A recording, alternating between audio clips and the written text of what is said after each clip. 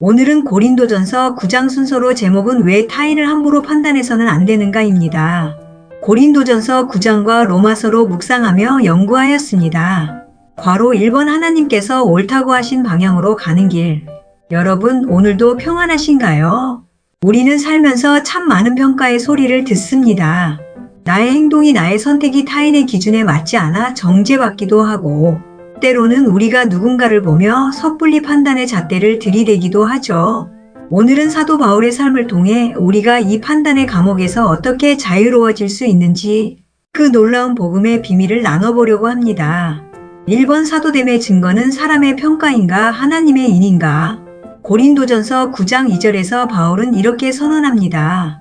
다른 사람들에게는 내가 사도가 아닐지라도 너희에게는 사도이니 나의 사도됨을 주 안에서 인친 것이 너희라. 이 말이 무슨 뜻일까요? 당시 고린도 교회 안에는 바울의 사도직을 의심하는 이들이 있었습니다. 왜 사례비를 받지 않느냐, 왜 사도답지 않게 행동하느냐라며 외적인 기준을 가지고 그를 정죄했죠. 하지만 바울은 자신의 사도직을 증명하기 위해 사람들의 인정이나 화려한 추천서를 내밀지 않았습니다. 대신 고린도 교회 성도들 바로 그들의 존재 자체를 가리켰습니다. 내가 사도라는 사실은 하나님께서 너희라는 열매에 직접 도장을 찍으신 것과 같다는 것입니다. 그는 스스로를 증명하려 애쓰는 대신 하나님께서 성도들의 삶을 통해 이미 증명해 주신 사실을 겸손하지만 당당하게 제시하고 있습니다. 2번 판단의 잣대에 대한 로마서가 말하는 정죄의 무서움. 여기서 우리는 스스로에게 물어야 합니다. 나는 과연 타인을 판단할 자격이 있는가? 로마서 2장 1절은 우리에게 뼈아픈 경고를 던집니다. 그러므로 남을 판단하는 사람아 누구를 막론하고 내가 핑계하지 못할 것은 남을 판단하는 것으로 네가 너를 정죄함이니 판단하는 내가 같은 일을 행함이라. 우리는 종종 타인의 행위를 재단하면서 그 배후에 계신 하나님의 역사는 보지 못합니다. 사역자가 살해를 받느냐 받지 않느냐 이것은 바울이 선택한 하나님의 방식이었는데 사람들은 그 방식이 다르다는 이유로 상대를 정죄했습니다. 하지만 바울은 알고 있었습니다. 사역의 방법론은 하나님의 주권 아래 있다는 것을요. 타인을 정죄하는 그 순간 사실 우리는 우리 자신의 좁은 마음을 드러내고 있는 것일지도 모릅니다. 3번 지혜와 계시의 영으로 본 복음. 바울의 모든 행동 그 사역의 중심은 철저히 하나님의 뜻에 맞춰져 있었습니다. 그는 에베소서 1장 17절에서 구했던 지혜와 계시의 영을 통해 깊은 통찰력을 얻었습니다. 내 안에 거하시는 성령의 눈으로 상황을 바라보니 고린도전서 9장의 바울의 선택들이 비로소 이해되기 시작합니다. 첫째, 포기하는 삶으로 그는 살해를 받을 권리가 있었지만 복음에 장애가 없게 하려고 스스로 곡식을 밟는 소의 권리를 내려놓았습니다.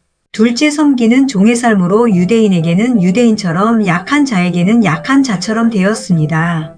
오직 몇 사람이라도 더 구원하기 위해서죠. 이것은 자기 뜻대로 하는 행동이 아닙니다. 성령께서 이끄시는 대로 순종하는 믿음의 산물입니다. 4번 참된 할례는 외면이 아닌 심령의 변화. 그렇다면 하나님은 우리에게 무엇을 원하실까요? 로마서 2장 29절은 이렇게 말합니다. 오직 이면적 유대인이 유대인이며 할례는 마음에 할지니 영에 있고 율법 조문에 있지 아니한 것이라 그 칭찬이 사람에게서가 아니요 다만 하나님에게서니라. 우리의 신앙이 외적인 행위나 율법의 조문에 머물러 있을 때 우리는 자꾸 타인을 판단하게 됩니다. 하지만 내 마음 중심에 성령께서 거하시고 이면적으로 하나님을 만난 사람은 더 이상 사람의 칭찬이나 사람의 판단을 구하지 않습니다. 바울은 바로 이 심령의 할례를 받은 사람이었기에 고린도 교인들이 어떻게 비난하든 흔들리지 않고 오직 하나님의 시선만을 의식하며 복음을 위해 섬길 수 있었습니다. 5번 우리의 눈을 돌려 중보의 자리로. 사랑하는 여러분, 이제 우리의 눈을 돌려야 합니다. 사람의 겉모습, 그 행위의 형식을 보며 평가하던 눈을 거둡시다. 대신 그 사람을 지금도 인도하고 계시고 보호하고 계시며 당신의 방법대로 빚어가고 계시는 하나님을 바라보십시오. 로마서 14장 22절 말씀처럼 네가 옳다 하는 바로 정죄하지 않는 자는 복이 있도다라고 했습니다. 하나님이 그 사람을 통해 어떻게 역사하실지는 오직 하나님의 주권입니다. 그러니 판단의 자리에서 내려와 기도의 자리에서 서로를 지켜주는 은혜가 필요합니다. 그것이 바로 갈라디아서 2장 20절의 고백처럼 이제는 내가 사는 것이 아니요 내 안에 그리스도께서 사시는 것을 삶으로 증명하는 길입니다. 판단의 사슬을 끊고 중보의 기도로 서로를 덮어주는 공동체. 그것이 바로 하나님이 기뻐하시는 교회의 모습 아닐까요? 오늘 이 말씀을 통해 우리 마음속에 남을 정죄했던 날카로운 잣대가 사라지고 그 자리에 그리스도의 긍휼함이 가득 차기를 소망합니다. 비판은 하나님께 맡기고 우리는 서로를 위해 뜨겁게 기도하는 하나님의 자녀가 됩시다. 괄호 2번 묵상 질문. 1번 나의 옳음을 주장하느라 복음의 본질을 가리고 있지는 않은가? 2번 나는 사람의 평가에 의존하는가? 하나님의 인치심에 안주하는가? 3번 판단의 자리에서 내려와 기도의 자리로 옮겨갈 준비가 되었는가? 낮에 속한 자로서 정신을 차리고 믿음과 사랑의 호심경을 붙이고 구원의 소망의 투구를 쓰며 오직 주님을 바라보며 나아가는 자가 되길 원하며 더 원하시는 하나님께 감사드리며 경배드립니다. 판단의 잣대로 재단함이 아니고 깨어있어 하나님의 긍휼로 덮은 자가 되어야 하고 무릎으로 기도해야 함을 알게 됩니다. 말씀을 깨닫게 하신 성령님 감사드립니다.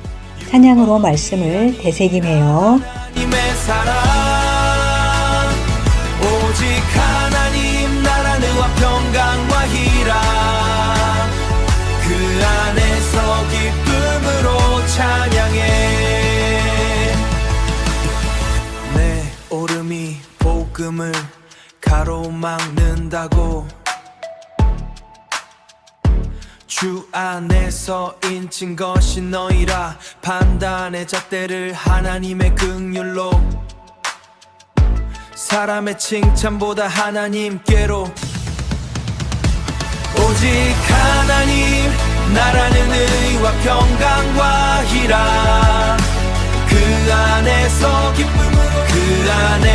기쁨으로 찬양해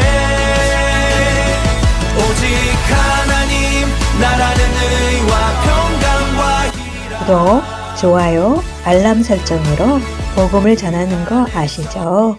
다음에 또 만나요.